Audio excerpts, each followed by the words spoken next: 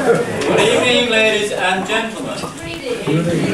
Welcome to this, the 4th annual music hall presentation by the Old Dalby Players.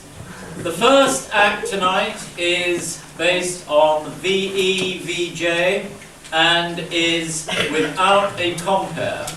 I am assured it will run seamlessly from one act to another as it did last night.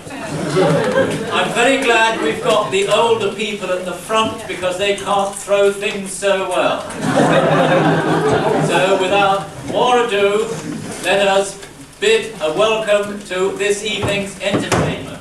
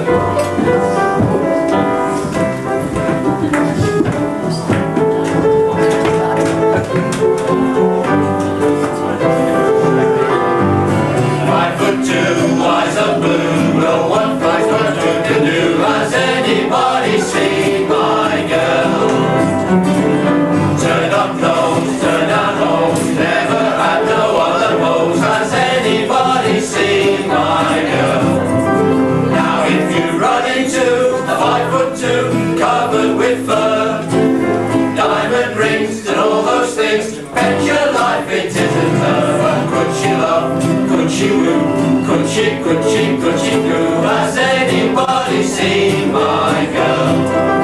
Now if you run into 5'2", covered with fur, diamond rings and all those things, bet your life it isn't her. Now could she love? Could she woo? Could she woo? Has anybody seen my girl?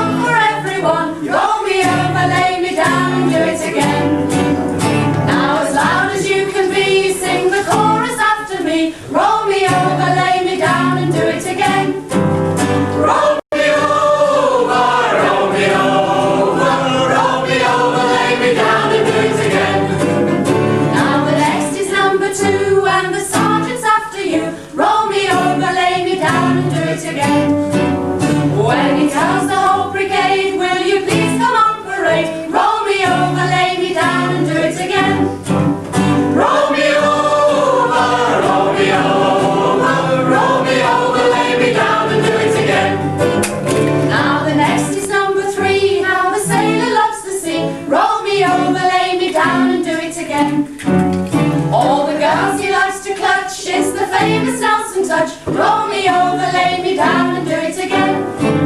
Roll me over, lay me down and do it again. Now the next is number 4. So it was on the floor. Roll me over, lay me down and do it again. If you want to have some more, there's a Russian at the door. Roll me over, lay me down and do it again.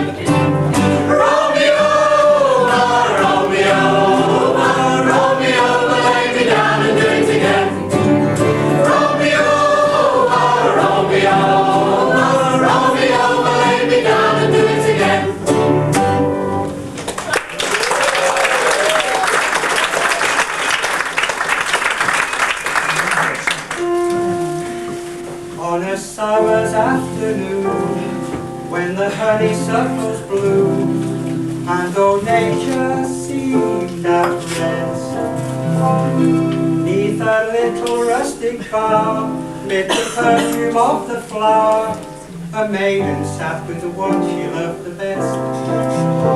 As they sang the songs of love, from the arbour just above, came a bee which lit upon the vine.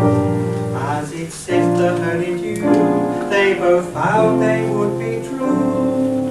Then he whispered to her words she thought divine.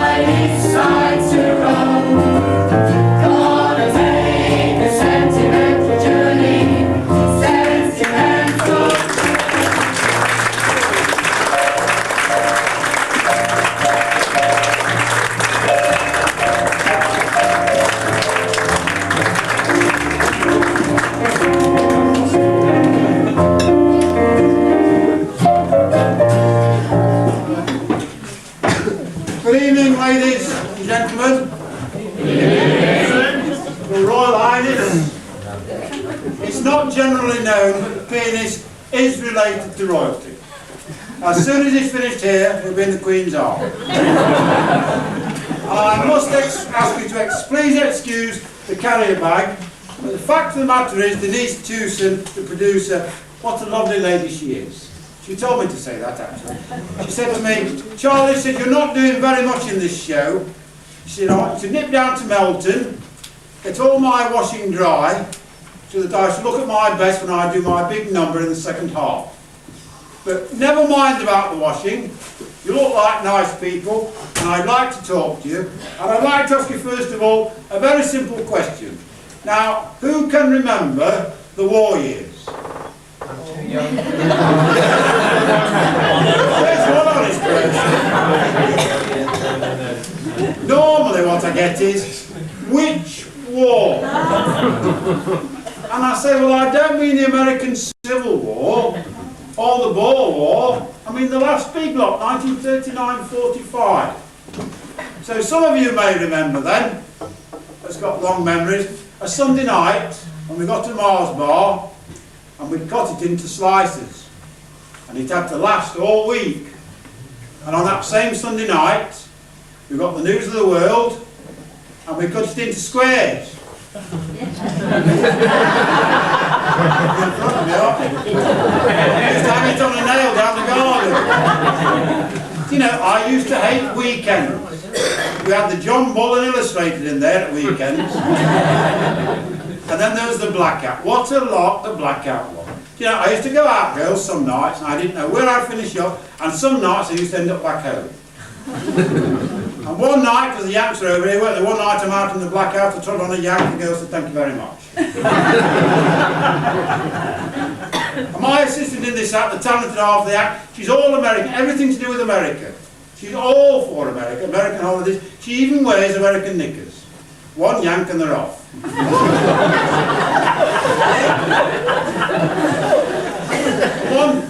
One night we're at home, there's a knock on the door. Air Gordon. I said, there's no light shining through those windows. He said, no, but there's a light shining under the door. I said, well, the buggers aren't coming in on the hands and knees, are they? Then the wife had a brainwave. She said, get a tin of black paint, paint all the windows black. I said, we shan't know whether it's night nor day. She said, it doesn't matter. And it didn't matter in those days, girls, it didn't matter in those days. I said, but what about my work? I've got to go to work. She said, it's quite simple. Get a clock, get a box of matches, go to bed, go to sleep. When you wake up, strike a match and look at the clock. So we went to bed, and we went to sleep, of course. And I woke up, I struck a match, he said 3 o'clock. The wife said, go back to sleep, you silly bugger, you've got 2 hours yet. So I went back to sleep, I woke up, I struck a match. I looked at the clock, it said 9 o'clock. I jumped out of bed, I flew round, washed and shaved, and I ran all the way to work. And I said to the foreman, I'm terribly sorry I'm late, but I overlaid myself. He said, it's quite all right, but where were you yesterday, the day before that? Now, I'll tell you what I'm going to do now. I'm going to sing one chorus of Ramblin' Rose with the rest of the cast, and then I'll do Sally by myself. No, I don't think I will. I'll do a song from the war years, and you'll all know it. It's Never mind all that. What is this? That's the washing. Yes, that's what I Denise thought. Tewson's washing most of it, to be specific. Weren't you supposed to be taking this? You know, I forgot all about the washing. I've been talking to you later. I forgot all about the During, was washing. it? For you?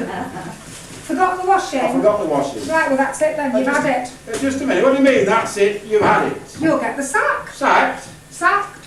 No more easy living? No more easy living. And I'll never see you again? You'll never see me again. There's only one thing for it. Oh, don't do that, you'll make a mess. Put it away, put it away. You know, for 1 minute I thought she did. Now, have you got a solution to this problem? I can't work for a living, I've had too long in idleness.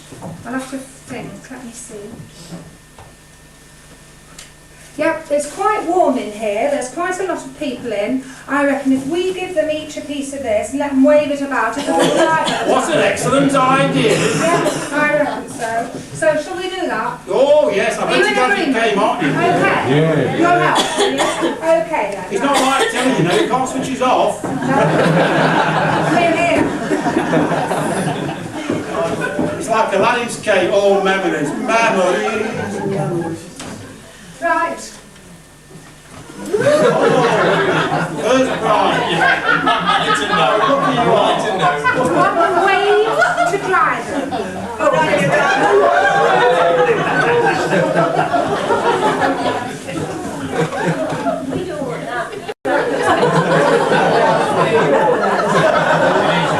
It's all very respectable tonight, Charlie. Oh, it's a very respectable cast.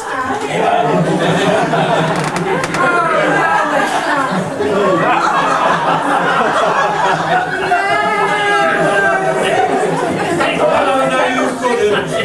Ah, yes, I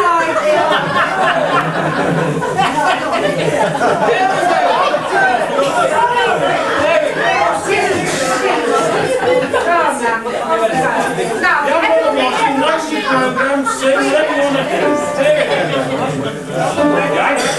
We're gonna hang out washing on the sea-free line. Have you ready, dirty washing mother dear?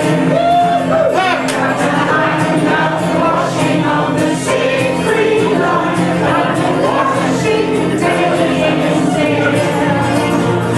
And whether baby wet or dry, we'll rock along without a care. We're gonna hang out washing on the sea-free line. If the sea-free line's still there. just a minute, I'll just check to see if it's dry. Who's got my knickers? Oh, what a leading question. Not dry yet. What's Snuggles missing? Not quite dry. No, I don't think they're quite dry. Heard about Old Dalby. Unfortunately, we'll have to have another go. I say things started. Come on, there we go. I really need it, because I want to back. Washing on the sea-free line. Have you ready, dirty washing mother dear? We're gonna hang out washing on the sea-free line. The washing day is here.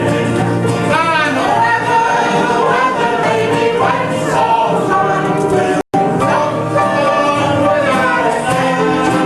We're gonna hang out washing on the sea-free line. If the sea-free line's still there. Oh, listen.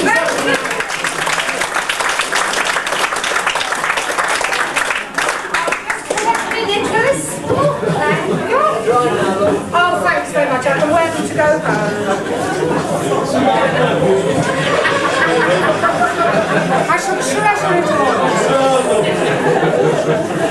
One off, keep it off. Next time. God bless you. Thanks for giving me a soft living. See you later.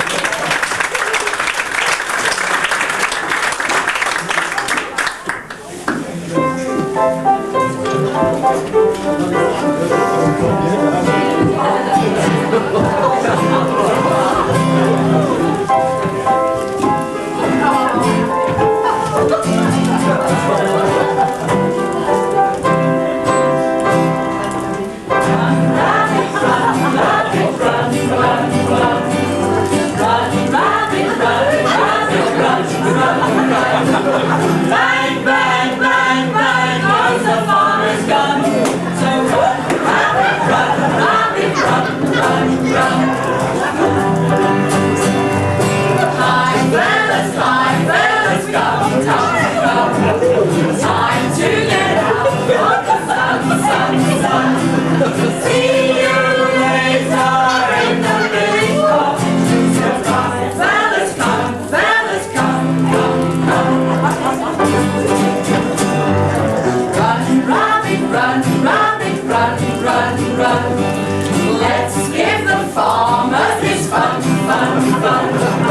He'll get by without his rabbit pie. So run, rabbit, run, rabbit, run, run, run. Run, rabbit, run, rabbit, run, run, run. Run, rabbit, run, rabbit, run, run, run. Bang, bang, bang, bang goes the farmer's gun. So run, rabbit, run, rabbit, run, run, run.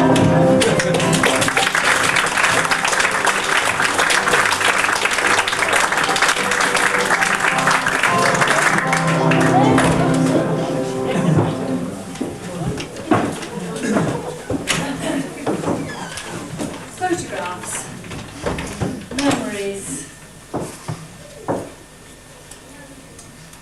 This photograph is 5 young men. The celluloid of a photograph holds them well. 5 young men, familiar to their friends. 5 decades that have faded and ochre-tinged this photograph have not wrinkled the faces or the hands. Though their cocked hats are not now fashionable, their shoes shine. One imparts an intimate smile. One chews a grass. One lowers his eyes, bashful. One is ridiculous with cocky pride. 6 months after this picture, they were all dead. All are trimmed for a Sunday jaunt. I know that Bilbridge bank, that thick tree, that black wall, which are there yet and not changed. From where these sit, you hear the water of 7 streams fall to the roarer in the bottom, and through all the leafy valley a rumouring of air go. Pictured here, their expressions listen yet, and still that valley has not changed its sound, though their faces are 5 decades under the ground. This one was shot in an attack and lay calling in the wire. Then this one, his best friend, went out to bring him in and was shot too. And this one, the very moment he was warned from potting at tin cans in no man's land, fell back dead with his rifle sight shot away. The rest, nobody knows what they came to. But come to the worst, they must have done, and held it closer than their hope. All were killed.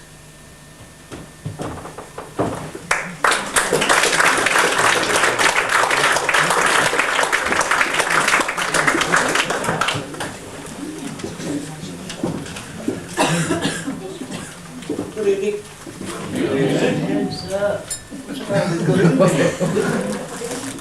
The trouble of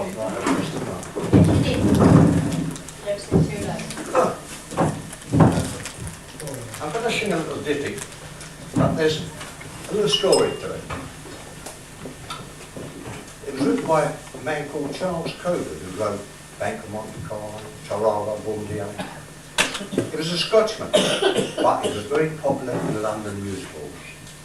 And one of his fans was a small-time music hall performer called Bill Elmore. Bill followed every performance.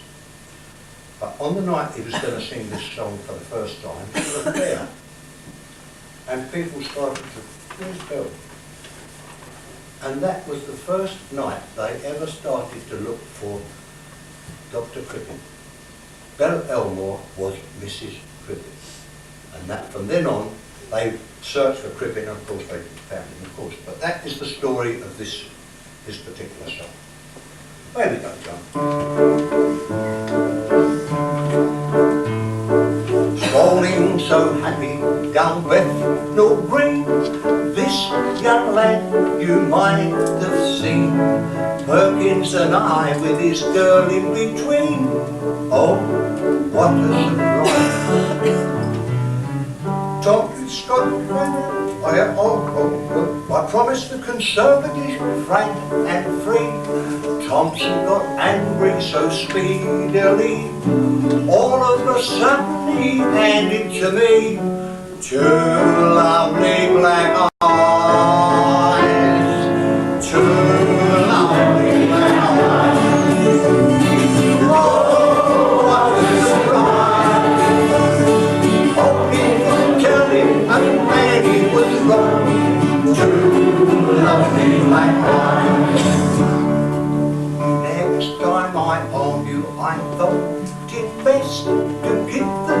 servant keep the sign of rest. I stress the chap I had, the merits of Islop, I'm really stressed.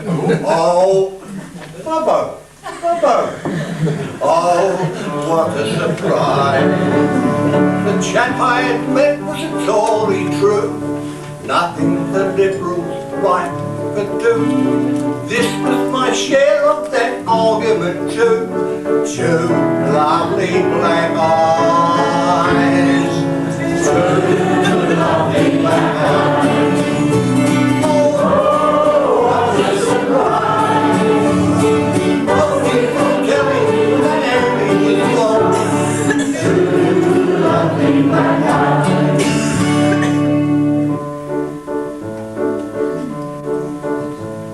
The model, I'm sure, you'll hardly doubt, never on politics, brave or shout, leave it to others to fight it out, if you would be wise.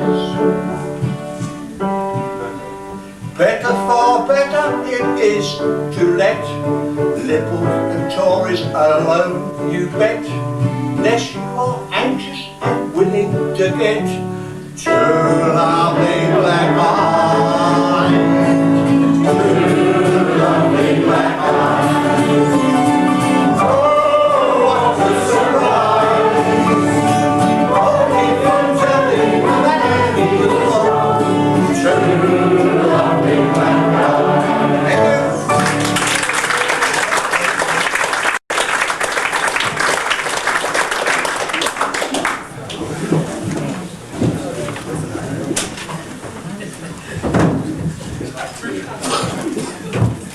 Thank you.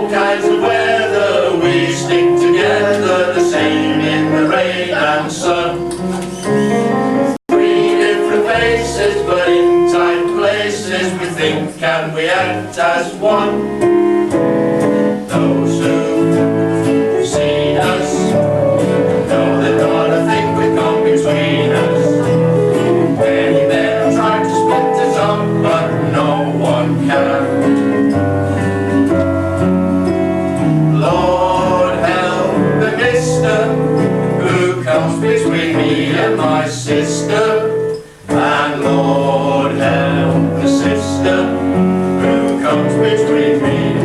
man.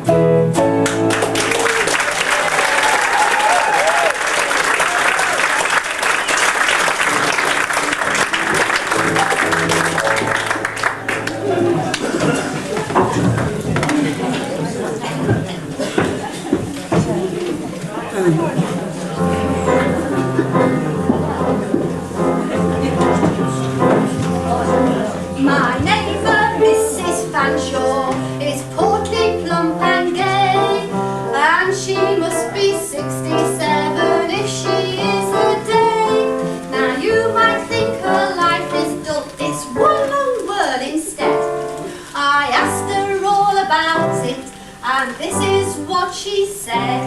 I joined an old-time dance club. The trouble is that there are too many ladies over and no gentlemen to spare. It seems a shame, it's not the same, but still it has to be. Some ladies have to dance together. One of them is me. Stately as a galleon, I sail across the floor, doing the military two-step as in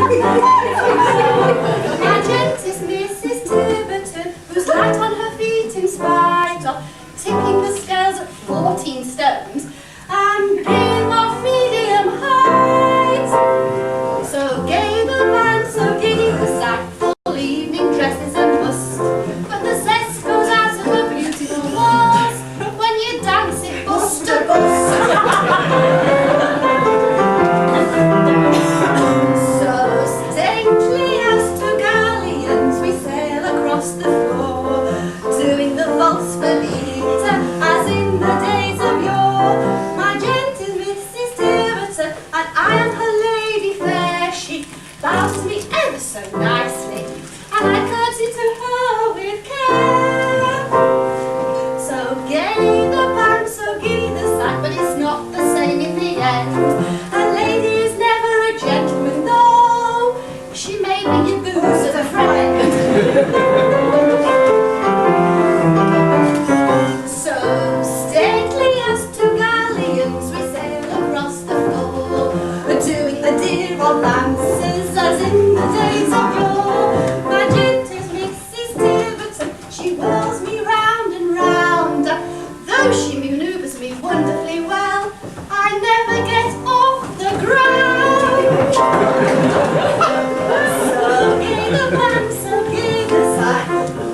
Try not to get depressed, but it's done me a power of good to explode and get it all off me chest.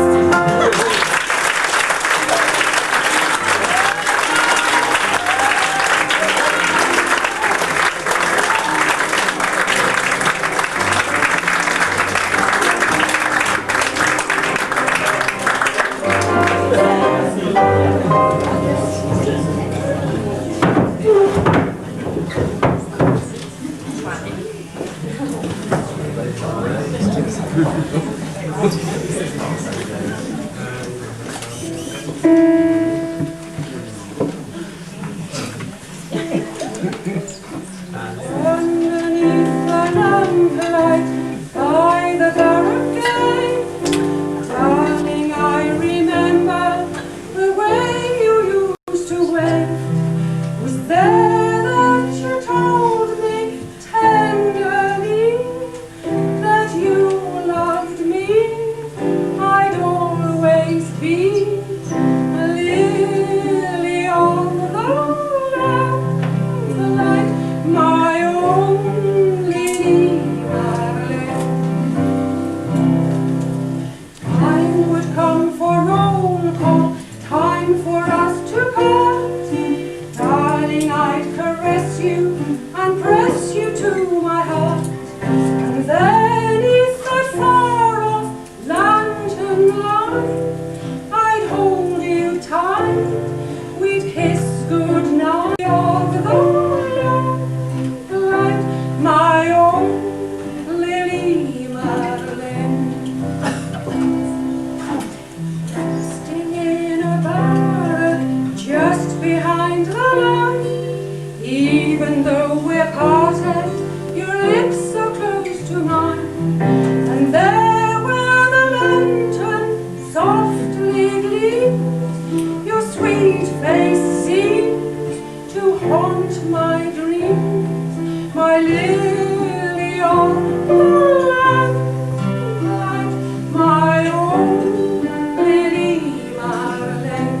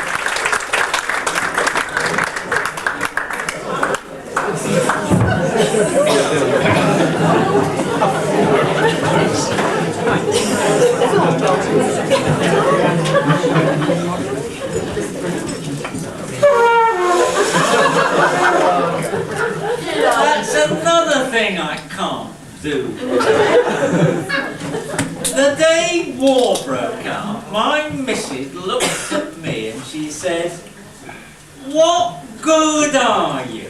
I said, "What do you mean, what good am I?"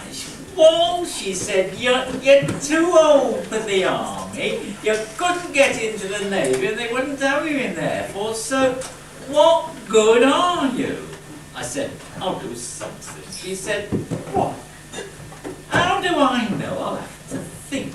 She said, "I don't know how that's going to help you. You've never done it before, so what good are you?" I said, "Don't keep on saying what good am I." I said, there'll be munitions." She said, "Now how can you go on munitions?" I said, "I've never said anything about going on." I said, "There'll be some."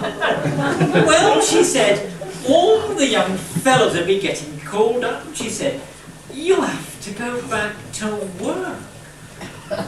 Ooh, she's got a cruel tongue. Anyway, I haven't had to go back to work. I'm a lamp. Then she said, "Now," she said, "our Harry's sure to be getting called up." And then she said, "When he's gone, there'll only be his army allowance." She said, "What you gonna do then?" I said, "I'll have to try and manage on it." She said, "You'll have to try and manage on it." She said, "What about me?" And I said, "Well, there'll be my insurance." She said, "I can't get that till you're dead."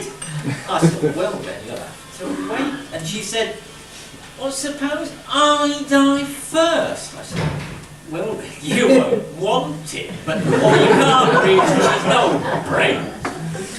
Anyway, I got fed up and I put on my hat and I went down to the local. Ooh, the times that woman driven me into the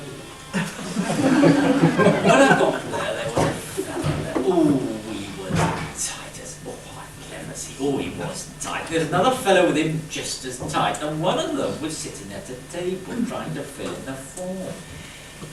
He said to his pal, he said, "Herbert," he said, "what's the name of this street outside this pub here?" He said, "I've got to fill it in this form. What's the name?" The other fella just as tight said, the name of what?" He said, "The name of this street outside this here pub." And the other man said, "How the hell do I know? I've never been outside the pub."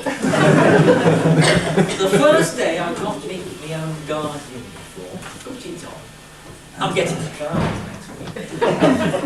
First day I went home, I slipped upstairs and I put it on. I came into the kitchen and the missus looked and she said, "What are you supposed to be?" I said, "Supposed to, I'm one of the Home Guards." She said, "One of the what are the others like?" She said, "What do you do in the Home Guards?" I said, "I've got to stop Hitler's army landing." She said, "What, you?" I said, No, there's Harry Bates. There's 7 or 8 of us all together. I said, "We're in a group." I said, "We're on guard in a little hut behind a dog and pull it." She said, "Now what's the good of being on guard in a little hut behind the dog and pull it?" She said, "I suppose that was your idea." I said, "Aye." Charlie Evans wants to claim it as his. And then she looked at me, she said, "Well, what you doing with one stripe?" She said, "You've only just got the uniform. How can you have one stripe?" I said, "Wait a minute, I'll explain the whole position." As a matter of fact, Charlie Evans and Harry Bates and myself, we've got one stripe each. She said, "Well, how did you come by them? And you've only just joined." I said, "Wait a minute, I'll explain it." Tom Brierley, the sergeant, he got all browned off, fed up to the teeth, he chucked it in, and he gave us one each.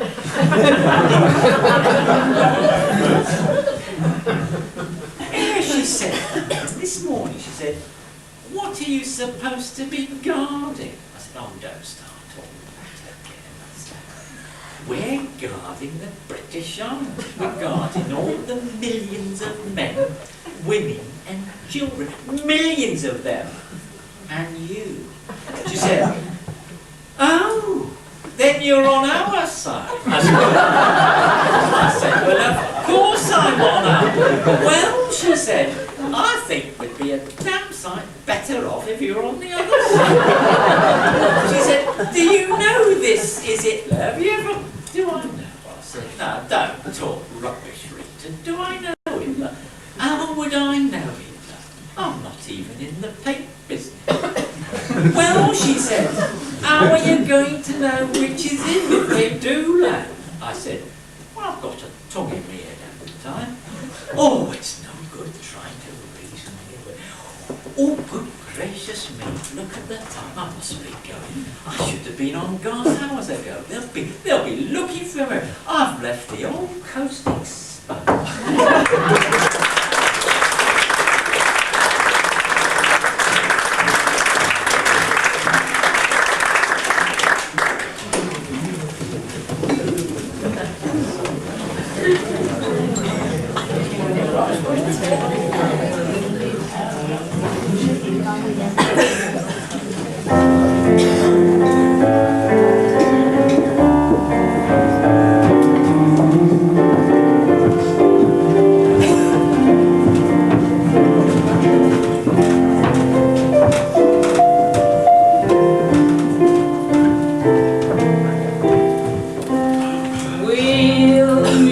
Again, don't know where, don't know when, but I know we'll meet again some sunny day. Keep smiling through the way you always do, till the blue skies turn those grey skies far away. And won't you please say hello to the folks that I know, tell them I won't be long. They'll be happy to know that as you saw me go, I was singing this song. We'll meet again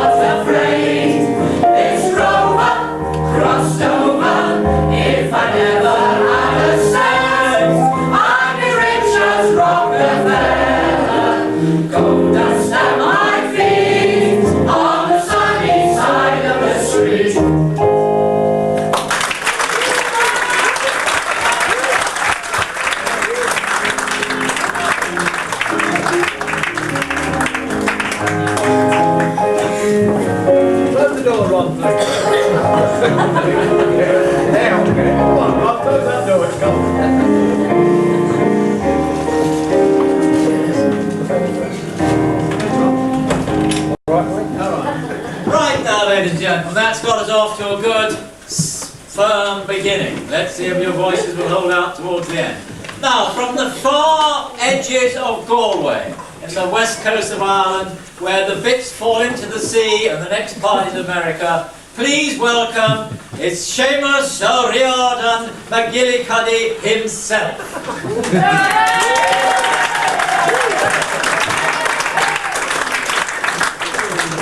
Hello now! Hello there. Boy, facing the right way. Hello now! Hello! That's better now. Right, this is a little love song. It's full of tenderness and subtlety. It's called The Red-Haired Mary. Right, you went to the fair at Dingle one fine morning last July. Whilst going down the road before me, a red-haired girl I chanced to spy. I went home, sorry. Quiet myself for a minute. I went to her, said I, young lady, my donkey he can carry two. And being as how you have a donkey, to the Dingle Fair I'll ride with you. When we reached the town of Dingle, I took her hand to say goodbye. When a tinker man stepped up beside me, and he belted me in my left eye. Big hands of red Mary, her and I will simply wed. This very morning, tonight they lie in a married bed.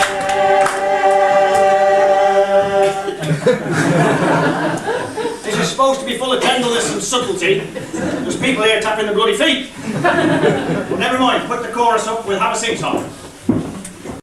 This is a bit trusty assistant. I know. Right, a quick practice on the chorus. After 4, keep your hands off Red Mary, her and I will soon be wed. We'll see the priestess very morning tonight. We'll lie in the married bed. Keep your hands off Red Mary, her and I will soon be wed. We'll see the priestess very morning tonight. We'll lie in the married bed. Thank you. Well, I was feeling kind of peevish, and before old I was sad and sore, so I gently tapped him with me hobnails, and he flew back through Murphy's door. Keep your hands up, Red Mary, her and I will soon be wed. We'll see the priestess very morning tonight. We'll lie in the married bed. I'm getting delayed action in stereo here. This is my backing group, by the way. The backing group. Collectively, we're known as the Symbolics. I'm Sim. A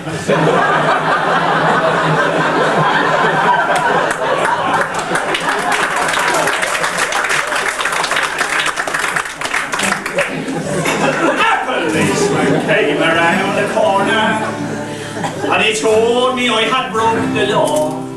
Then the donkey kicked him in the kneecaps, and he fell down and broke his jaw. Keep your hands off Red Mary, her and I will soon be wed. We'll see the priestess very morning tonight. We'll lie in a married bed.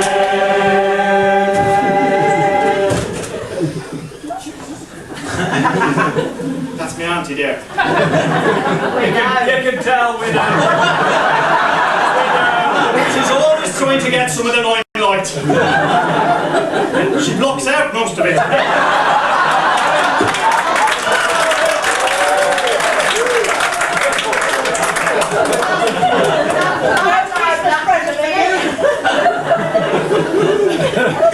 No feeding you tonight. Now he went off to fetch his brother, the biggest man you ever did meet. And he gently tapped me with his knuckles, and I was minus 2 front teeth. Keep your hands on Red and Mary, her and I will soon be wed. We'll see the feast this merry morning, and we'll lie in married bed.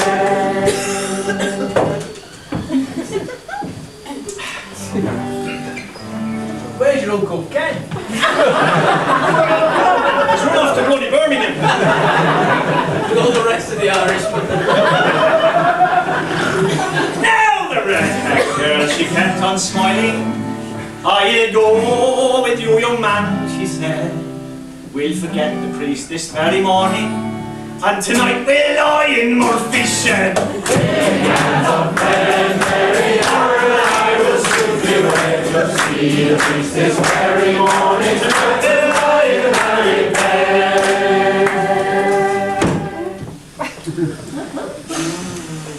Now through the fair we'll walk together, my black eye and her red hair, smiling sweetly at the tinker, and because we were a handsome pair. Keep your hands on Red and Mary, her and I will soon be wed. We'll see the feast this merry morning, tonight we'll lie in married bed.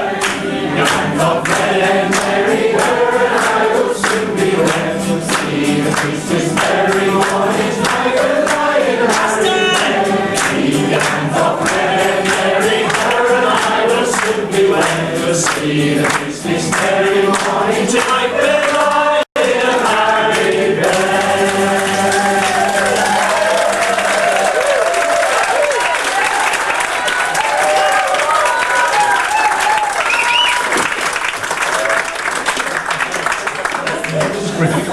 Right then. What can we say of Denise? Demure, retiring, self-effacing, petite, quiet, lovable. What a load of rubbish. Well, that's how Ian describes himself. The powerhouse of Old Dalby players who bullies, cajoles, whips us into shape, particularly the whipping, accompanied by gangland friends Alan and John. Welcome Angela and Denise.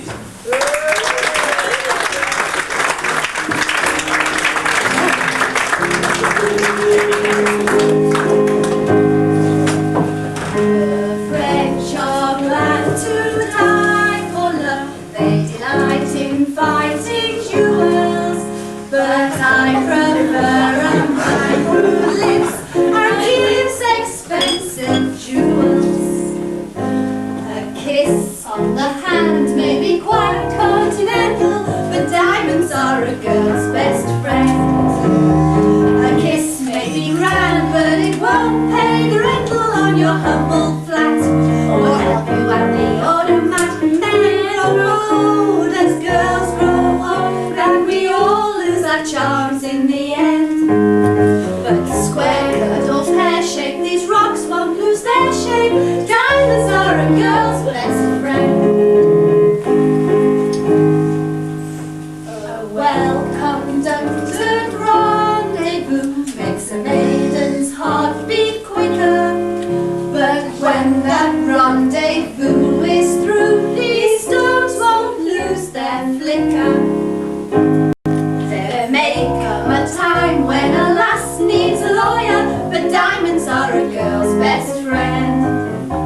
There may come a time when a hard-boiled employer says you're awful nice, but get that ice or else no dice. He's your guy with stocks so high, but beware when they start to descend.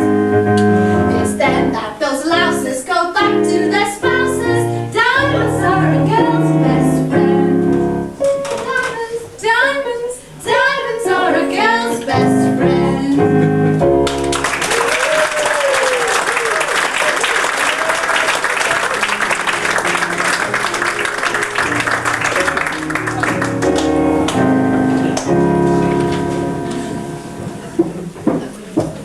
Right, well how can we describe the next act? I think I'll keep it simple. Your friend and mine, I give you the Dead Dale Crooner.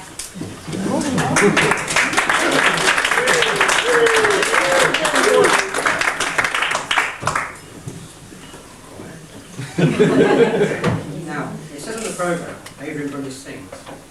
I'm seriously questioning that. Anyway, last year I did a rendering of Danny Boy with Steph on the guitar.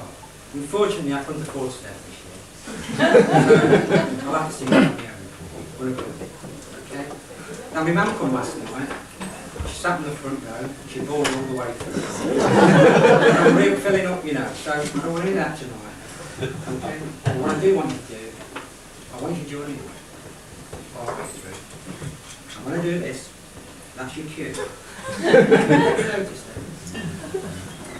Okay? Okay, here we go. Oh, Danny boy, the pipes are calling from glen to glen and down the mountainside.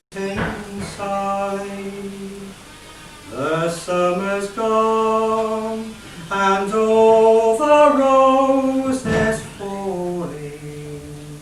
'Tis you must go and I must find. But come ye back when summer's in the meadow, or when the valley's hushed and white with snow. It's I'll be here in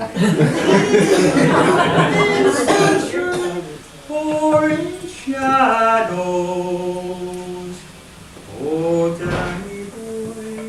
Oh, Danny boy, I love you so. Are you ready? Not paying attention, but are you ready? But come ye back when summer's in the meadow. Oh, when the valley's old and white with snow. It's I'll be there in sunshine or in shadows. Oh, Danny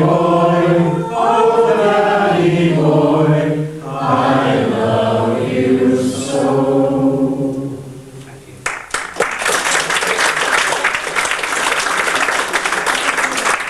You were better than last night. I'm impressed. No, I'm not finished yet. Okay. I'd like to leave a bit of thought. There's no saying no. What makes the world go round? Give us different kinds of love. The best kind of love is the one that comes from your heart. So I'd like to sing this song. It's from another Richie album. It's called Just Put Some Love in Your Heart. Maestro. Just put some love in your heart,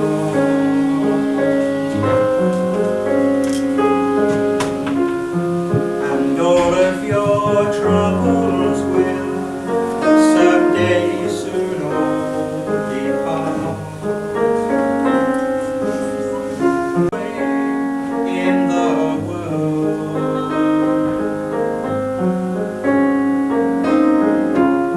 and give the word happiness to everyone.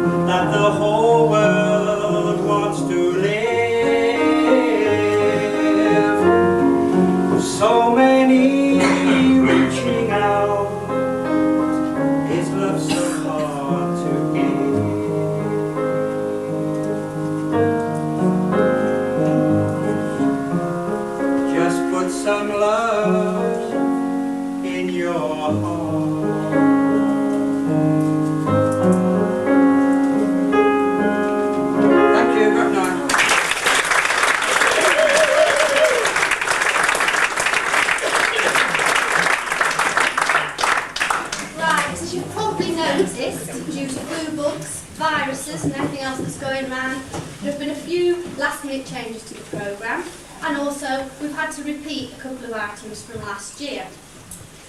The next act is never to be repeated. In fact, I can give you a cast-iron guarantee that you will never, I repeat, never see the likes of the next act again.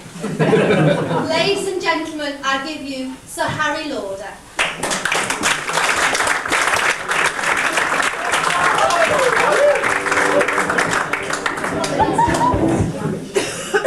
Sir Harry Lauder used to tell stories and sing songs. He was very funny and very good voice. I am neither. Sir Harry had a friend, Donald, who came from the Isle of Lewis. And Donald came down to Glasgow once to meet his cousin, and his cousin worked in the Labour Exchange. And Donald said to his cousin, "Does anything happen in the Labour Exchange of interest?" And his cousin said, "Yesterday I had in 2 immigrant people who were looking for work. And I said to the first one, 'What do you do?' And he said, 'I am a diesel fitter.' And he said to the second one, 'What do you do?' And the second one, who had a better accent than the first one, said, 'I'm a nigger maker. I work with my brother.' So my cousin said, 'Why, I do not understand, you work together.' And the second one said, 'He makes the niggers, and I hold them up and say, oh yes, diesel fitter.' Donald went to a wedding quite recently, and the bride's father, well, someone had to hold him up as they came into the church. His name is John Drinkwater, and that is the biggest lie I've ever heard inside the Western Isles. And someone said to John, "Why do you not drink water like your name?" And he said, "Fishes make love in water." Later on, during the ceremony, after the ceremony, at the reception, when he had downed quite a few drams, somebody accused him of being slightly drunk. And he said, "Is that an innuendo on my character?" And his sister said, "Innuendo, I thought that was the Italian for a suppository."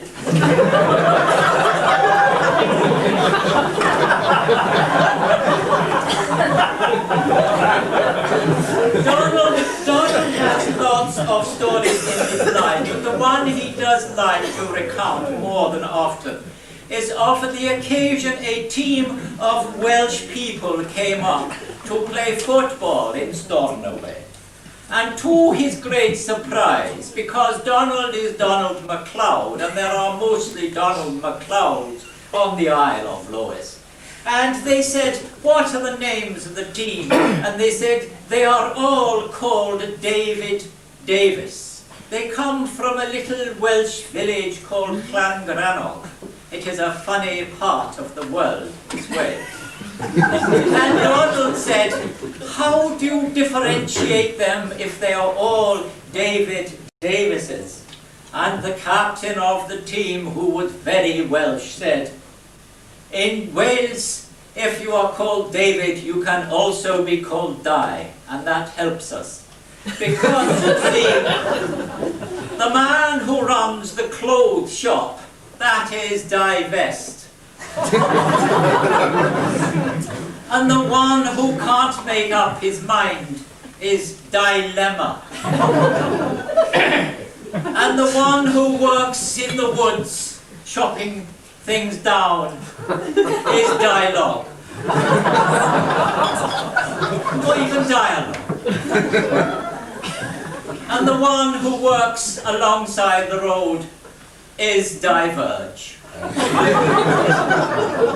And the one who has great trouble because he has 1 pint and 3 wheeze, he's diuretic.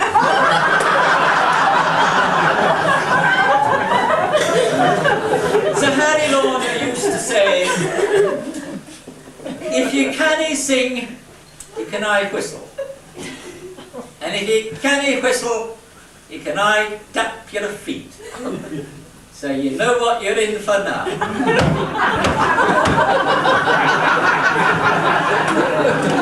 So I now, with the interest of the Welsh and such peculiar people, I ask now for my assistant to help me with the second part of this.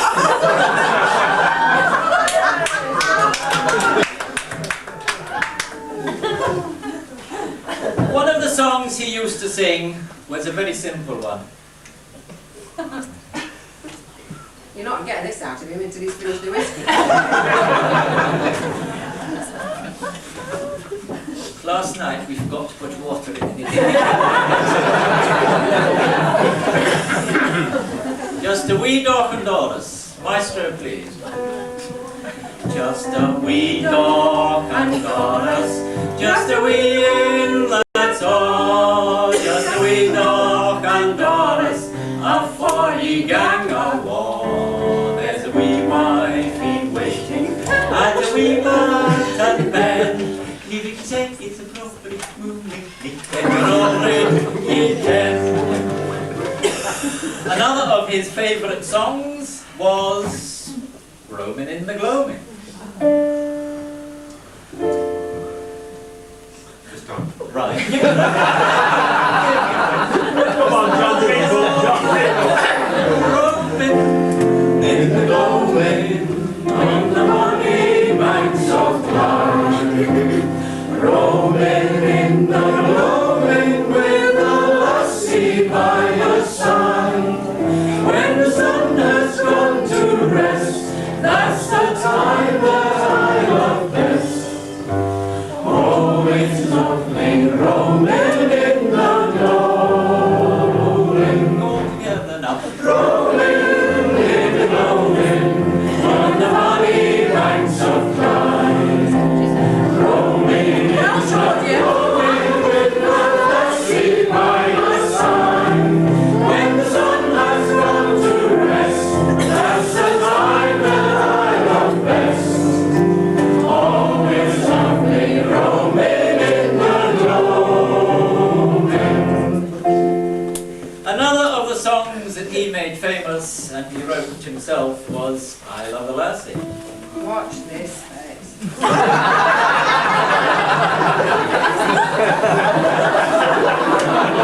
If it was R.O.M., your tiny hand is You're going to start with this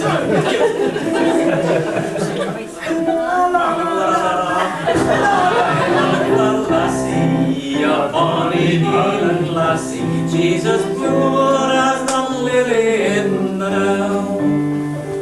She's as pure as the heather, the bonny purple heather, Mary has got to tell. And then the one which he really made famous, which of course is Keep Right On to the End of the Day. Keep right on to the end of the road, keep right on to the end. Though the way be long and your heart be strong, keep right on from the bend. Though you're tired and weary, still journey on till you come to your happy abode. When all your love and the dreaming of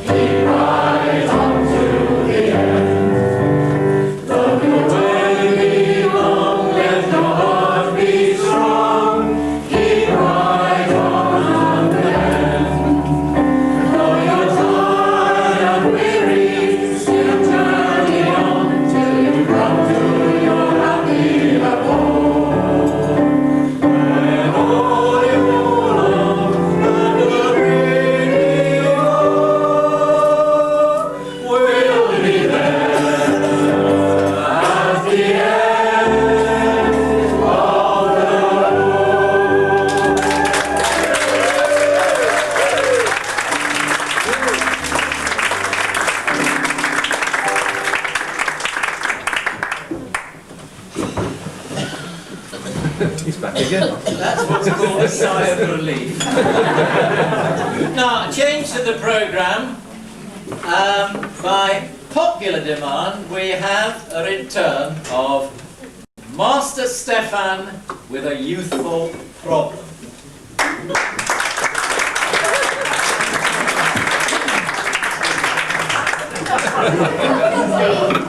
Hello. Hello. Good work.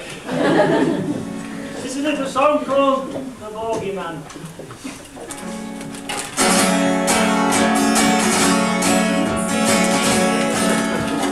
You've studied it, haven't you? Yeah. Something running down my leg. I hope it's sweat.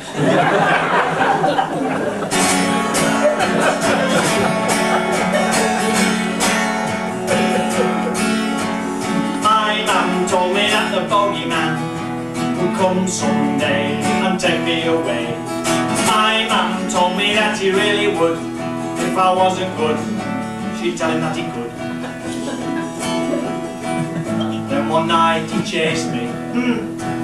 I was coming home from court. He was wearing nothing but a flat hat and a raincoat and the tune of Smarties.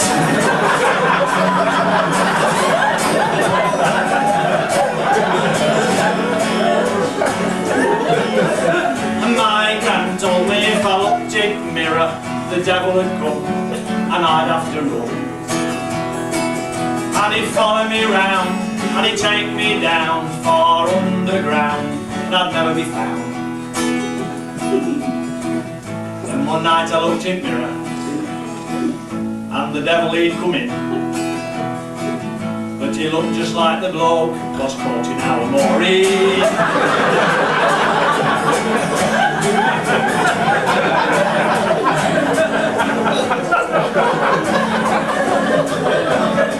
My big sister told me if I played on the grids like the other kids, and I always did, I'd catch scarlet fever and I'd drop down dead with a purple head. That's what she said. Then they chopped me up in little bits, put me in melt and mulberry pies.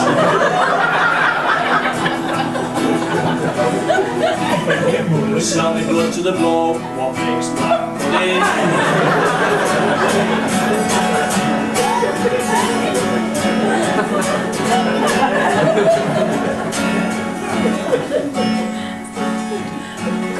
And my brother told me if I trod on a nick, I'd grow up thick and I'd marry a brick. And to the wedding all the people had come and suck up all the rum and bugger up all the fun. So for years I walked round, staring at the ground, till I smashed my head in on a lamppost. 8 weeks coming round.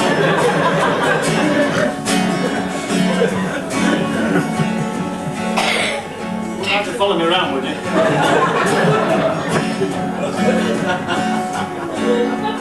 My dad told me if I swallowed chewing gum, it'd stick up my tongue and bum up my bum.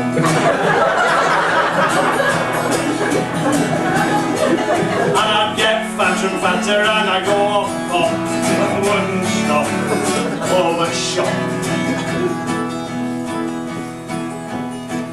Then one day I swallowed some chewing, laid awake all night,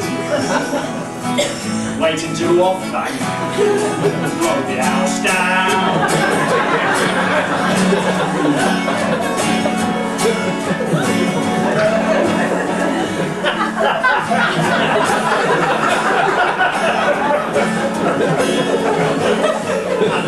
So when I grows up and I gets right big, I'm gonna tread on all the nicks that I can. I'm gonna play on all the grids that I can. I'm gonna look in all the mirrors that I can. I'm gonna do all the hell I can. And when the bogeyman comes, I'll kill the bugger. With me supersonic ray gun that I'm gonna get when I grows up.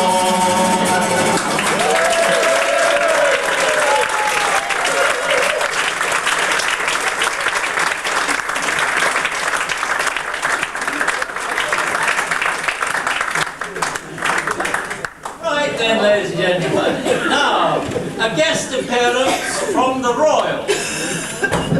Not the Theatre Royal, but the Royal Mail.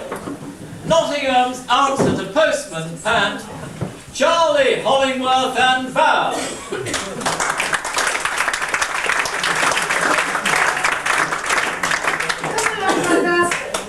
Come along. Oh, this case is heavy.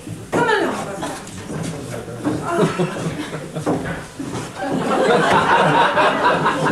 We'll have to hurry us. We're going to miss the train. Well, I can't go another step, daughter. You'll have to fetch a taxi. A taxi? A taxi? Taxis cost money. And we haven't got And any. use that £5 note, daughter, tucked away in your handbag. Have you been looking through my handbag again, Mother? Oh, of course I haven't, daughter. I just happened to be passing, and the Duke of Wellington winked at me. Winked at you? He's been dead for years and even he wouldn't wink at you. Now, I've always thought of myself as an English rose. Yeah, fully blown and well weathered. Well, I never... Don't be ridiculous, Mother. You must have done. No! At least once. What I meant to say is I never thought. Oh, I never thought. The daughter of mine would talk to me like that. Oh, there. say, give me a taxi. Mother, if it's going to upset you so much, I'll go and find a taxi. And it's not only the taxi. No. No, now it's that Denise, Mrs. Two-Step. Now you've all seen her tonight, haven't you? Dancing and jigging about. And I bet you think, what a nice lady she is. Yeah. Well, I'll tell you what she's really like. She said to me, Mother Riley, I'd like to give you a little bonus because you're such a good act. I'd like to give you some poultry. Now, I thought, daughter, she meant a turkey. All the Chandler's frozen chicken would have done. Just look what she gave me. An egg. Now, they seem to find that very funny, daughter. Well, Shall I let them have it? no. Oh, yes, I would. No. Oh, yes, I would. No.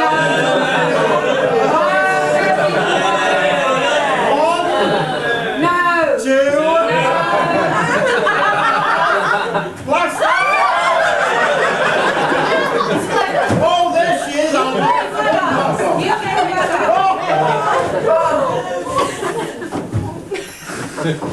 Hiya there, Mother. Anybody fancy giving another kiss of life? Sorry, no takers. When you find out who your bloody friends are. You want to watch your language, Josh. You'll end up getting us the sack. Oh, please don't sack us. 2,000,002 on the dole. Oh, please don't sack us, Mrs. Quickstep. Please don't. Say you won't sack us then.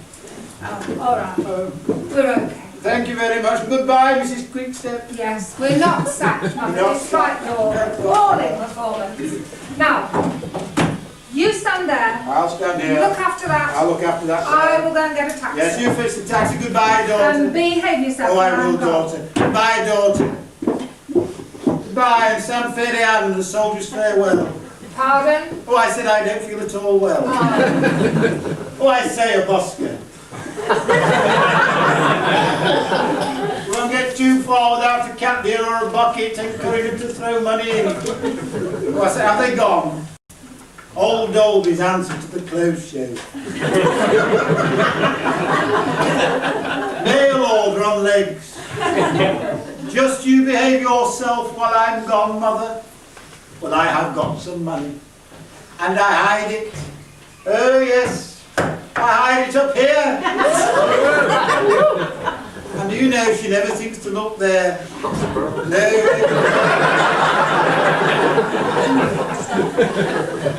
Watch yourself, lady. Everybody does these days. Mind you, you know, I've been away. It's been such a long time since I've seen you, but I've been away. I've been on tour of the Far East. Hong Kong, Bangkok, although that when I left. Great Yarmouth.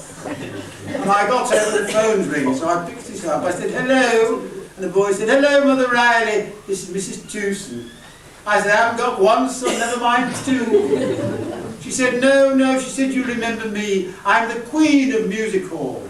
I said, oh, two old queens together. She said, I'm putting on this little show at Old Dalby, and I'd like you to come. I said, where? She said, Old Dalby. I said, oh, Old Dalby, where the buses run twice a week and the train don't bother. Anyway, I came, and we got to Melton Mowbray. We stood outside the station there. Somebody said, oh, there's a streaker. Well, I looked. I couldn't look him in the eye. And as he was passing, he was shouting, cock-a-doodle-doo, cock-a-doodle-doo. My daughter said, who on earth's that, Mother? I said, oh, it's only the cock of the north. But you know, I haven't been at all well. I haven't been at all well. Oh, it was worse than that. Much worse than that. Yes, that's about right. Yes. That's about right. I went to the doctors. I said, Doctor, I keep going hot and cold. He said, it's quite all right, Mother Riley. You're in the change. I said, I thought I was in the surgery. He said, no, think of yourself as a faulty radiator that keeps going hot and cold. That's what I've got 5 minutes to spare. Bang a new valve in. On top of that, I got a cramp. It started this morning in my feet. By dinner time, it's up to my knees. God knows where it'll be by tonight. And we've got trouble at home. Oh yes, we've got a new milkman. And he came to the door, turbine wrapped around his head. I said, where are you from? He said, Pakistan. I said, oh. I said, you've got a bloody big milk round. Oh, you can laugh because you haven't got to an Old Dalby. Not yet. Once they find they don't need a passport to get out of Leicester, they'll be coming straight down. And do you know why Pakistanis can't play football? Every time they give them a corner, they put a shop on it. And then the young people today, they've only one subject and one alone. Breakfast time, tea time and dinner time, sex, sex, sex, sex. All they ever talk about. Why they can't talk about 777s, I'll never know.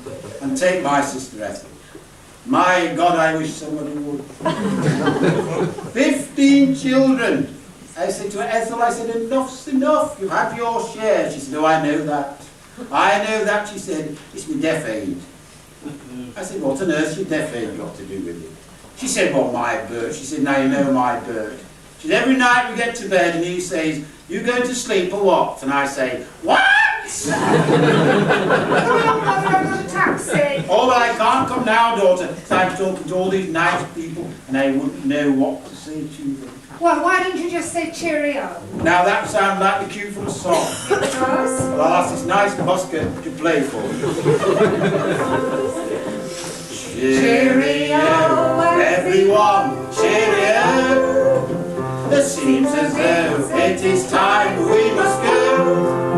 Looking back, you'll find that we've left behind lots of happy hours together, so never mind, but we'll be back in a while. Cheerio. In the meantime, just smile. Cheerio. Say goodbye to all your troubles. Just remember they're like bubbles.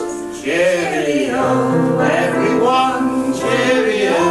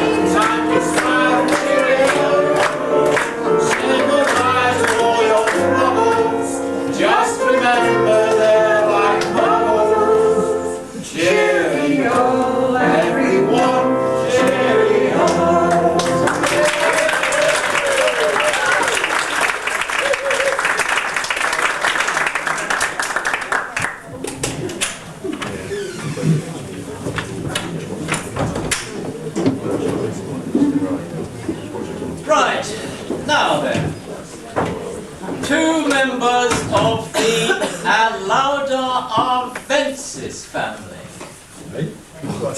Skylarks to you and me. We've all heard of the last year of the statue of the three graces. It was worth millions. We couldn't get three graces, but we've got two heirs of indefinable value, the heirs and graces. 4 legs, 2 voices, harmonious and articulately horrendous, we present Sir and Sarah.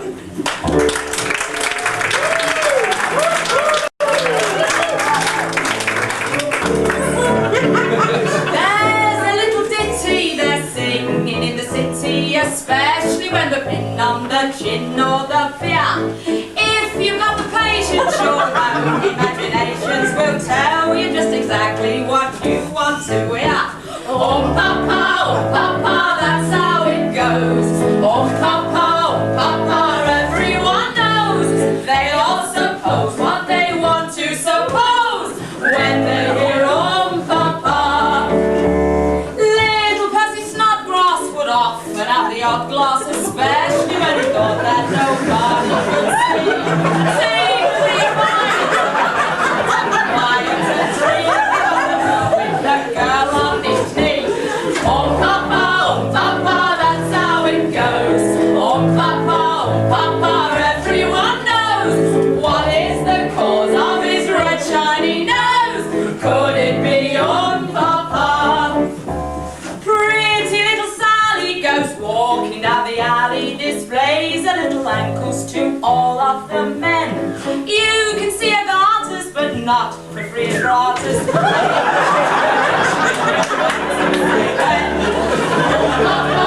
Papa, that's how it goes. Oh, papa, everyone knows. Whether it's hidden or whether it shows, it's the same on papa. Oh, papa, there's a little ditty that's singing in the city, especially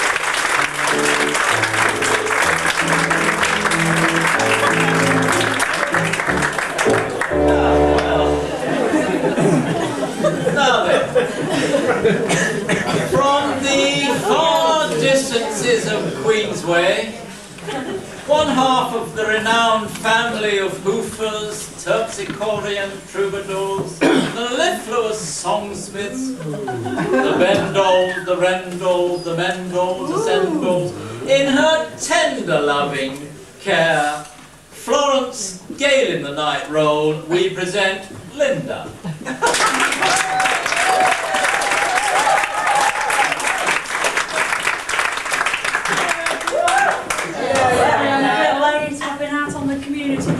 You know how it is these days.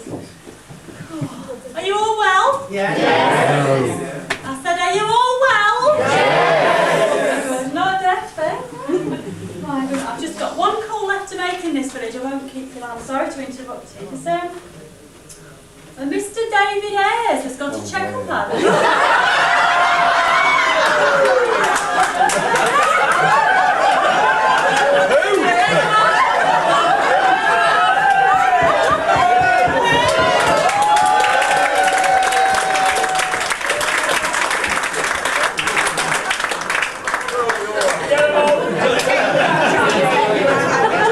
Off, David. Be gentle with him. He's not well. I don't mind if I just do a quick check-up. No. There's a show going on, but I'm... I didn't bring me drink. Oh, it's a big plan, eh? I'm sure you're all right. Just let me know. Oh, I don't know. sure about this. I don't know.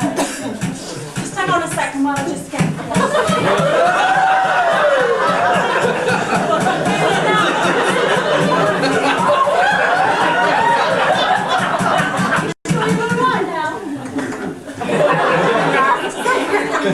thought I'd have to call the surgeon for a minute. Well, better not mention surgeons. Yeah, I loved a surgeon once. Would you like to know about it? Yes. Are you sure? Yes. Are you really sure? Yes. No. You just sit quiet and rest and I'll check you again later. Alright? Just stay there and rest. Well, I loved a surgeon once, but he turned out to be allowed.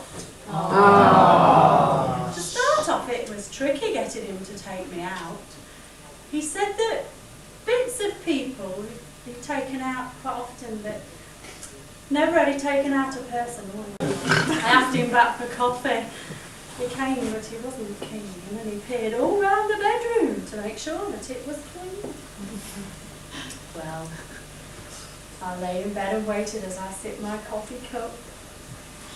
He came out from the bathroom and he finished scrubbing up.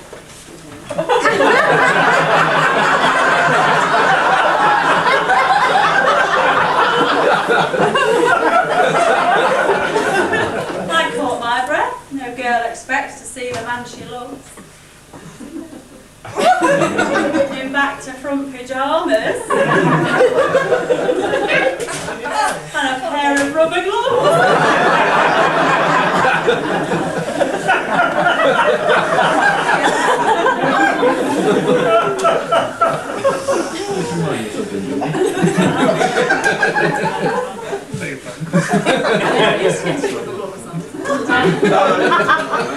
With skillful hands he took my pulse.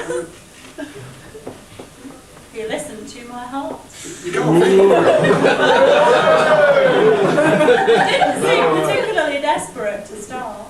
I said to him, don't hesitate. But then the little creep said, David.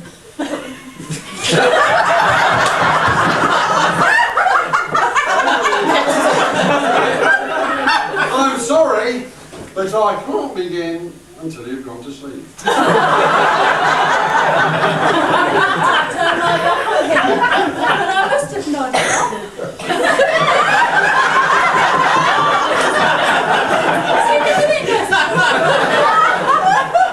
Well, I must have nodded off. And I woke up 8 hours later and I had a fag and a good cough. I turned and then I noticed him. I said, are you still here? He said,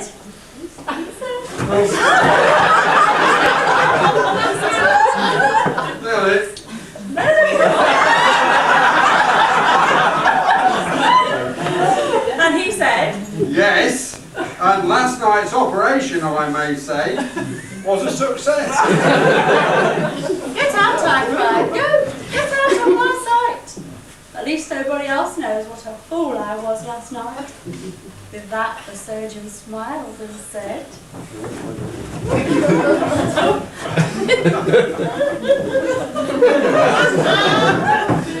with that, the surgeon smiled and said, In brackets, hold nurse close.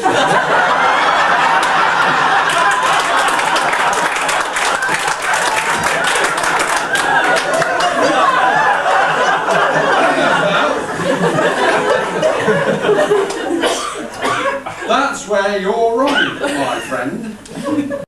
The 21. no, that was not. What's it on?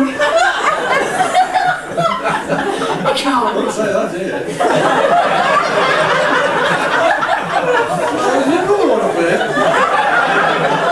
Right on the right side of the sheet. It says here, the 20 students watching all applauded at the end.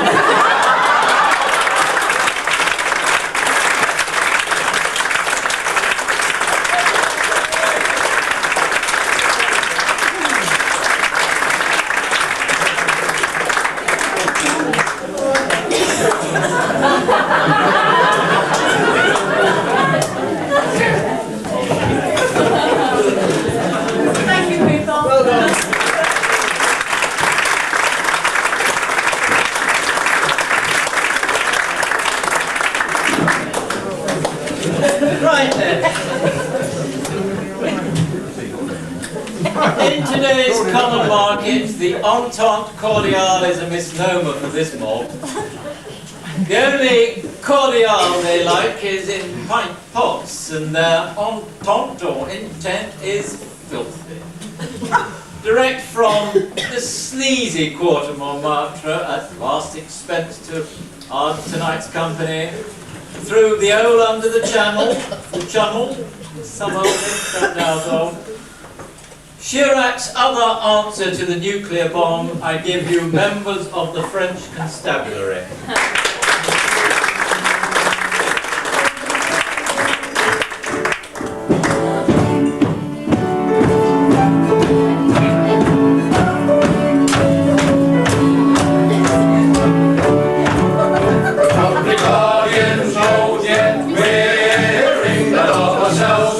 Take good care to miss precious life's riches.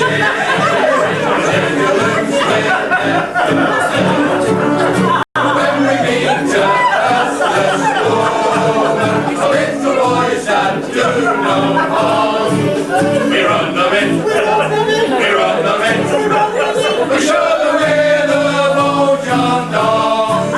We run them in, we run them in. We show them we're the beaux gendarmes.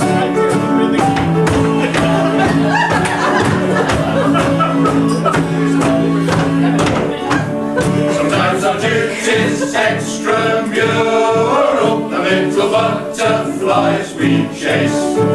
We like to gamble in things rural, illumination face to face. Returning, refreshed by nature's holy charm. We run them in, we run them in, we run them in, we run them in. We show them we're the beaux gendarmes. We run them in, we run them in, we run them in, we run them in. We show them we're the beaux gendarmes.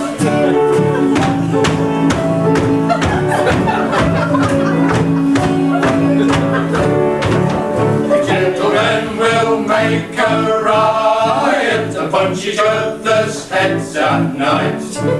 We're quite disposed to keep it quiet, provided that they make it right.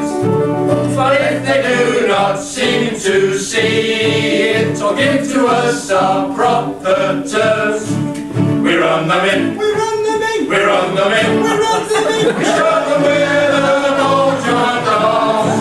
We run them in, we run them in, we show them we're the beaux gendarmes.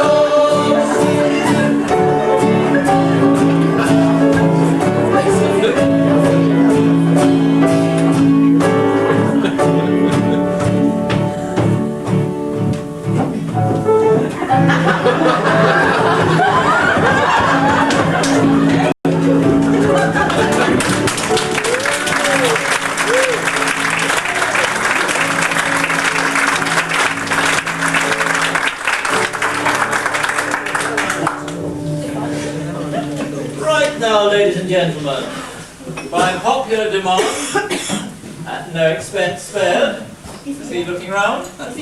Off the earth and earthy, the Vale of Beavers answer to the crazy gang, I have great pleasure in presenting Bill Hanbury.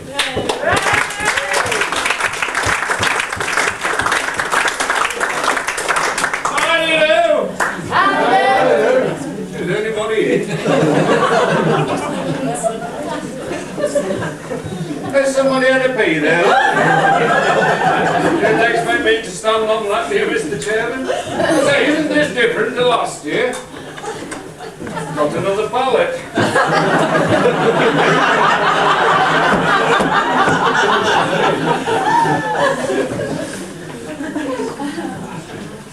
Wife turned over in bed the other night. She says, Billy!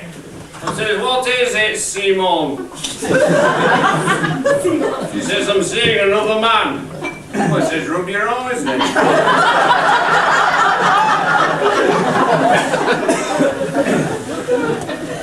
Why can't them pith goes bright? I'm a bit late tonight, I do apologise. Full of nerves. I called in at the Lime Kiln pub, I don't know whether you know it. Had 2 or 3. and then 2 or 3 more for the road. You know how you do. And I got as far as near Upper Broughton, on that nice bit of road. Suddenly blue flashing light in the mirror. Nature's finest laxative. Come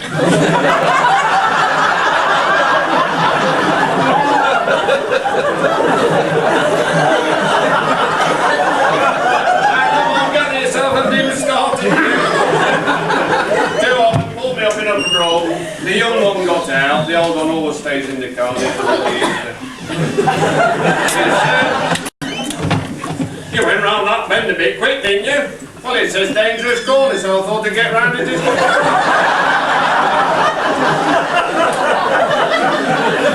He says, why did you accelerate when you knew we were chasing you? Well, it says 2 weeks ago, my wife buggered off with the policeman. I thought you were bringing her back.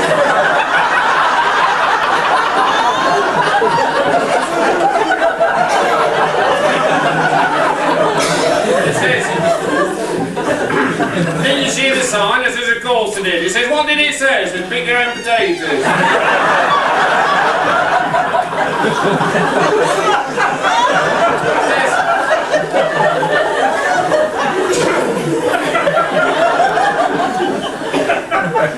He says, what do you do? Driving on the pavement? Well, I says, I've got no road tax.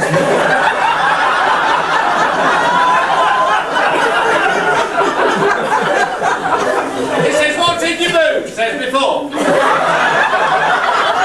says, you cheeky bugger, I'm going to take your name. Well, he says, if you do, what are you leaving me with? He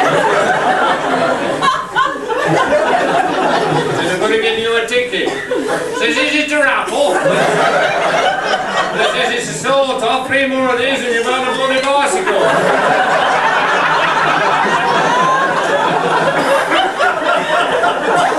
He says, have you been drinking? I says, no. He says, come on, you better breathe into this. I says, what is it? He says, it's a bag what tells you whether you're pissed or not. I says, go on, I never know.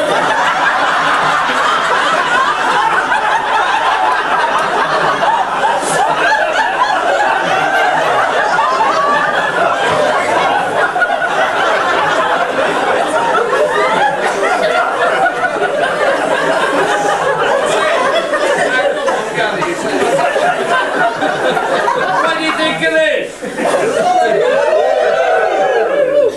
You know, my wife got me this. Freeman's Catalogue. 27 weeks at £2.50. Isn't it funny when you get the thing out of a catalogue, it's never what it was supposed to be, was it? It's supposed to be in a bloody lawnmower.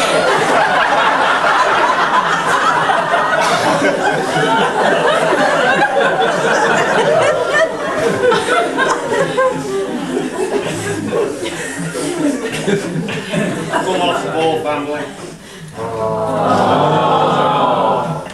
You know, down our street, if anybody paid the rent 2 weeks on the trot, the police came round. We used to think all my neighbours used to think they were Chinese. Rent man used to knock at the door, they used to say, Jin Tin, Jin Tin.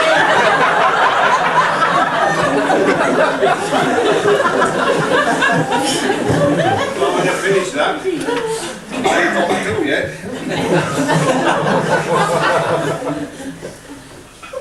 I was a wartime baby.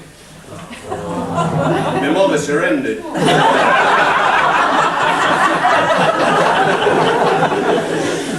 dad was a prisoner of war for nearly 5 years.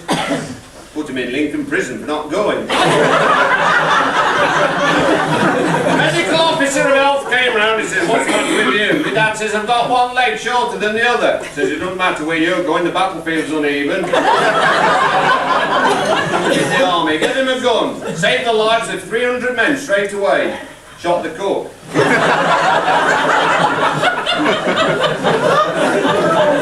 they put him on curfew duty in the village, and the orders were that if anybody moved in that village after 10 o'clock at night, they were to be shot dead. King's orders.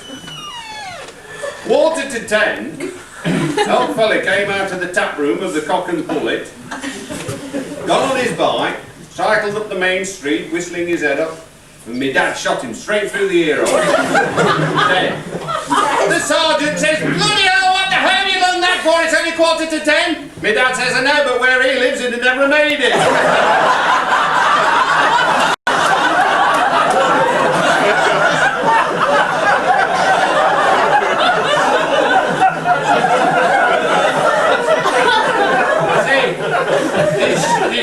Did you see that nurse he had on here? Reminded me of my younger days. I'll never forget the first time I had sex. Frightened me to death. I was on my own at the time. When I was a lad, you never learned things about sex and things. The only way you could learn it at school was to play doctors and nurses. Do you remember? Doctors and nurses? Yeah. Am I facing the right way?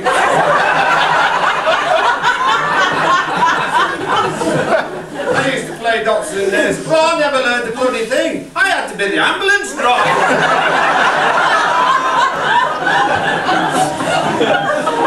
I left school because I was the clever one of the family and I didn't leave school till I was 13. My dad said to me, he says, son, I want you to have everything I never had. So he got me a job.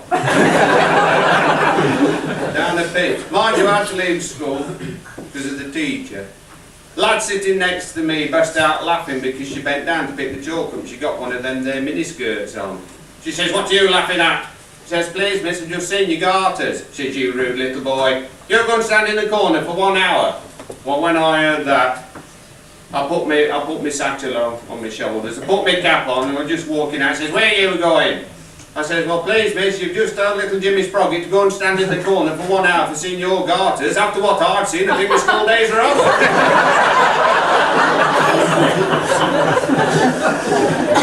I say, is there anybody in from Long Clawson? It's all bloody place, isn't it?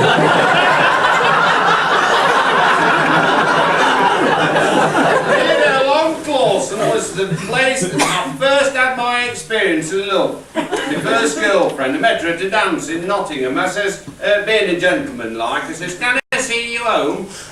So she opened her handbag and showed me a photograph. I says, no, can I take you? She says, all right. Well, when we got home, she says, are you coming in? Well, I says, oh, all right then. Well, she says, are you coming upstairs? Oh, I says, oh, all right, but what about your parents? Oh, she says, they're not mine, they're deaf, they're watching telly. So I went upstairs in the bedroom and she took a cardigan off and across a thing she got the word Nan, letters N-A-N. I says, is that your name then, Nan? She says, no, that's who I work for. She says, who's that? She says, the National Association of Nymphomaniacs. I says, what do you do? She says, I go all over the world making love to different men. See who the best lovers are. Well, he says, what have you found out so far? Well, she says, Red Indians, they've got the biggest willies. Scotsmen are the best lovers.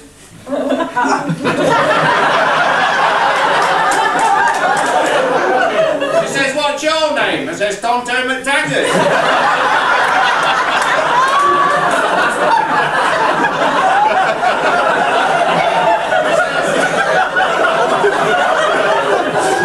She says, have you got AIDS? I says, no. She says, thank goodness, I don't want that again. Anyway, she took the wig off and put it in the cupboard. She took the false eye out and put it in the cupboard. She took the false arm off and put it in the cupboard. She took the wooden leg off and put it in the cupboard. She took the false chest off and put it in the cupboard. Then she says to me, are you getting into bed? I says, I think I'll get in the cupboard.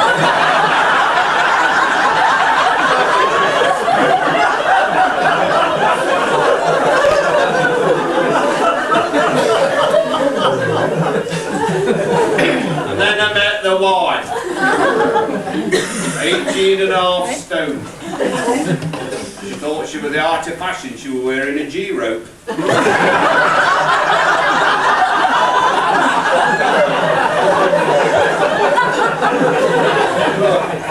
Massive. I mounted her one night, my ears popped.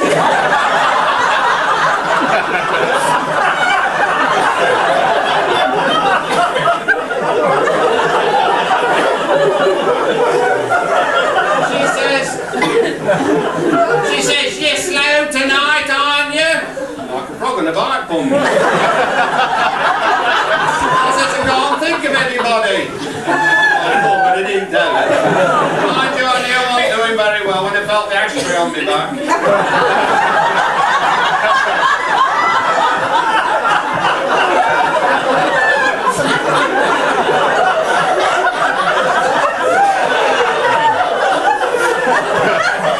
This clicking in the ears. He says, what's that? She said, just a minute, I dropped a steel.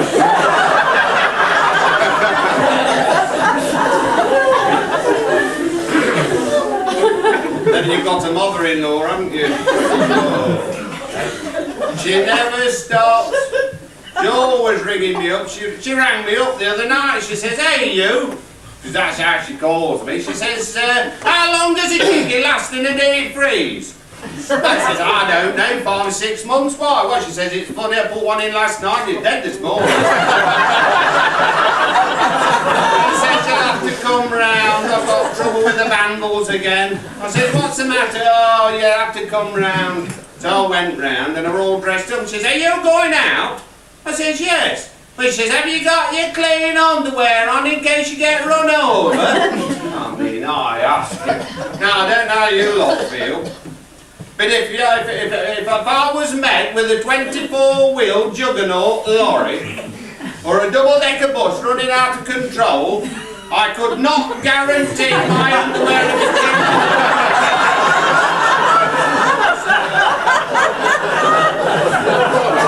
She says, I've been running around 2 hours this morning chasing a daddy long legs until I discovered I'd cracked my glasses. He says the vandals have been at next door. You go and have a look at that van next door in next door's drive. They've taken the wheels off, they've taken the roof off, they've taken the boot away. It's terrible. You'll have to have the police. I went out and had a look at it. I came back and says, Mother, it's a skip.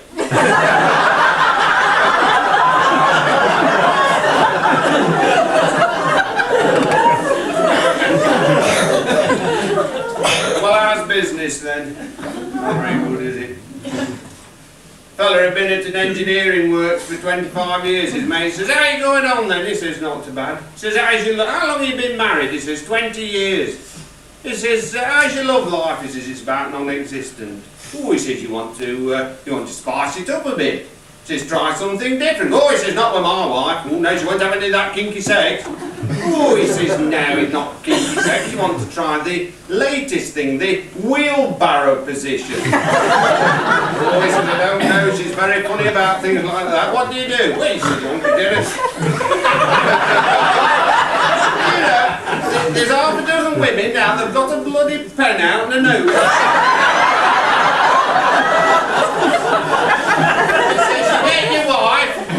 On the carpet near the fire, strip off naked, pick her up by the back legs and walk around. You can do it in your own home. He says, you can do it without laughing if you try. Anyway, he says, I don't know. Anyway, he went home for his dinner, decided he wasn't hungry. He said to his missus, here, come on now, let's get down on that there carpet. Face down. Take all your clothes off, take your bra off, we're going to try. She says, I'm not having any of that kinky sex. Says it isn't kinky. It's the latest thing, it's from America, everybody's doing it. Oh, she says, I don't know. Oh, he says, come on, it's the best thing we can do. Well, she says, all right then, on 2 conditions. She says, what's that? She says, you don't hurt me, and B, you don't push me past my mother's house.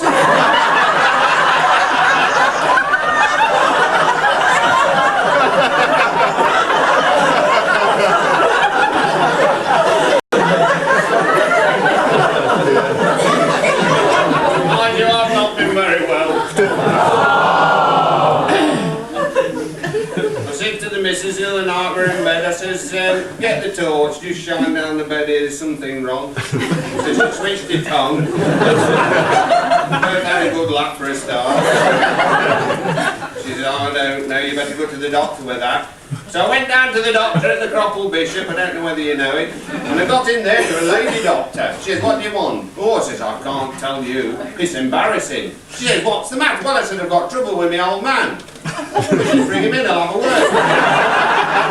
And I said, you know, my Willie. She said, what's the matter with it? Oh, I said, I can't, you'll laugh. She said, oh, come on, I'm busy. Get it out and I'll have a look. I did. She fell off a chair. Oh, come on. She fell off off a chair laughing. When she pulled herself round, she says, anyway, what's the matter with it? She says, it's swollen.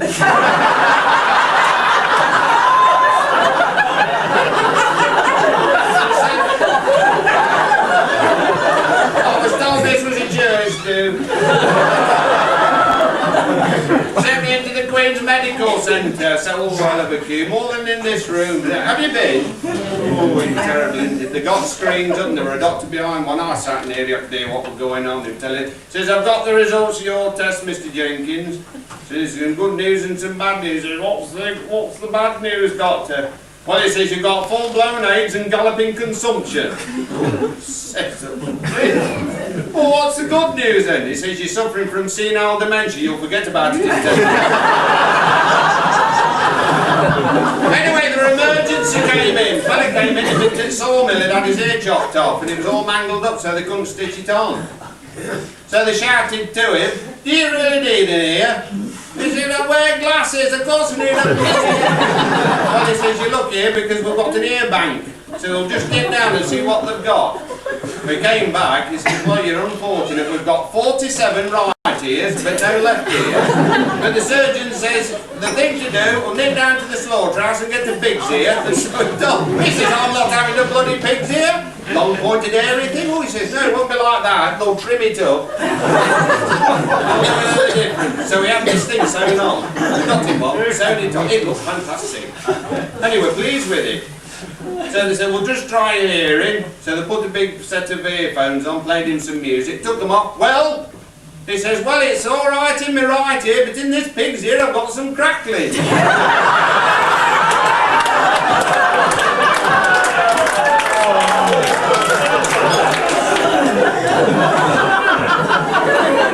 I say, I've been some wrong things happening this year.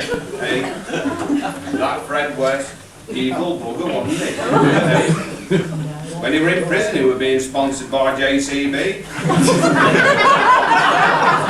I felt sorry for his next door neighbour. He just happened to be the local neighbourhood watchman. He used to pop his head over the fence. Hello, Fred, digging again. Policeman went to him, he said, look here, Fred, we spent £2 million digging half Gloucestershire. Can't you give us a bit of hand? You said you murdered 3 people, we've already found 7 bodies. Well, he says, I'm a builder, we're only an estimate. That Michael Barrymore. Hey?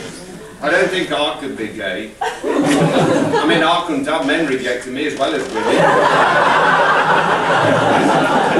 That Michael being never the same since they discovered he was carrying a photograph of Liberace about with him. Do you remember him? Liberace made millions out of playing the piano, then got killed by a faulty organ. Sold this piano for £6 million. Nobody wanted the stool.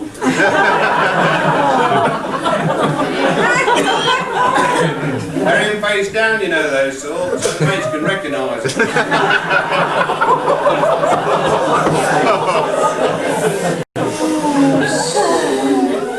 Any Irish in? I was at a meeting the other night and there was this girl singer on before me. Now I don't comment about any, if somebody wants to get up on stage and give her that, fantastic, but she was diabolical. They were even booing when I were on. So the fella in charge, he says, look, he says, I says, look, you better pay me up on God. He says, no, just wait and see this with this Irish act. I says, Irish act, what's he doing? He says, he's an Irish faith healer. I said, he's joking. Well, I tell you this, he was bloody fantastic. Even with just the simple laying on of hands, he turned a blind man lame.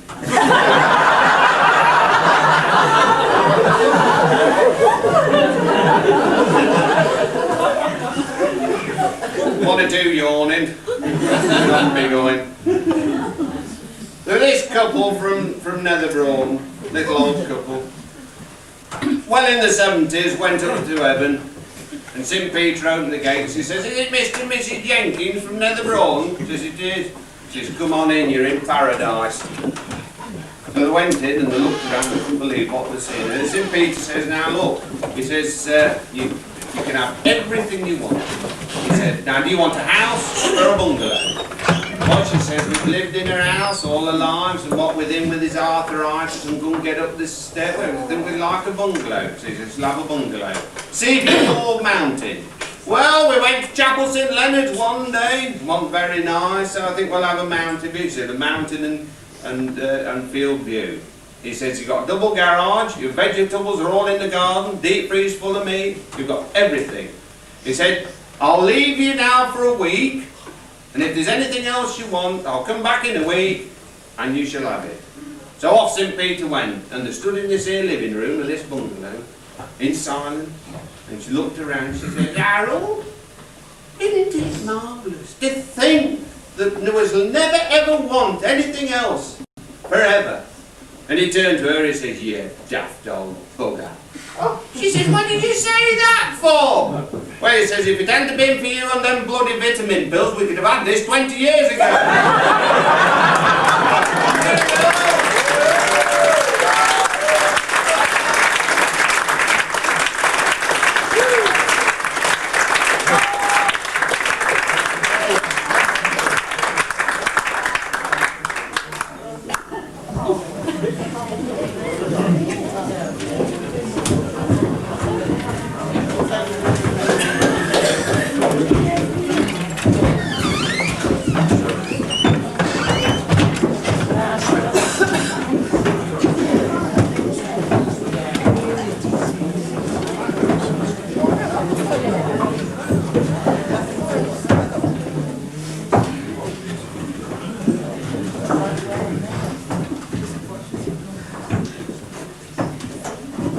Again? No,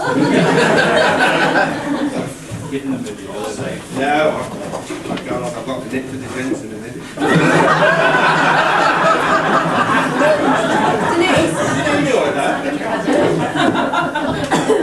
got a question to ask you. Have you enjoyed yourselves? Yes! Really enjoyed yourselves? Yes! Right, well, despite all the grey hairs that they've given me, can I have a big hand, please, for the cast?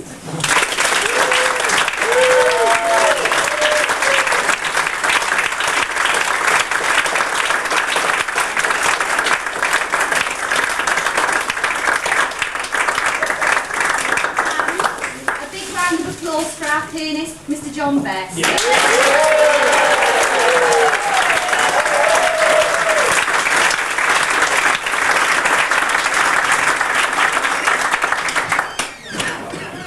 And if Denise would get in the middle, from us, Denise, you've bullied us, you've beaten us up, we've had a lot of fun, and actually the whole thing is for us, not for the audience. Ruin those flowers.